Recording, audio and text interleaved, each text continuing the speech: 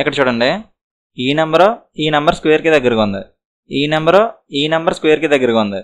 అంటే 3 square 9, 9 plus 1 10, 10 square 100, 100 plus 1 101.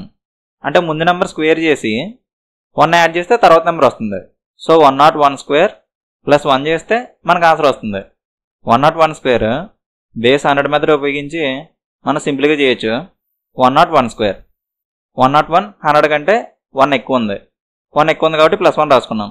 Next ఈ 1 square చేయండి. 1 స్క్వేర్ 1. ఇక్కడ బేస్ 100లో 2 జీరోస్ ఉన్నాయి. సో ఇక్కడ 2 డిజిట్ నెంబర్ రాసుకోవాలి, అంటే 01 రాసుకుంటాం. నెక్స్ట్ 101కి 1 యాడ్ చేస్తాం, 101 ప్లస్ 1 102 వస్తుంది.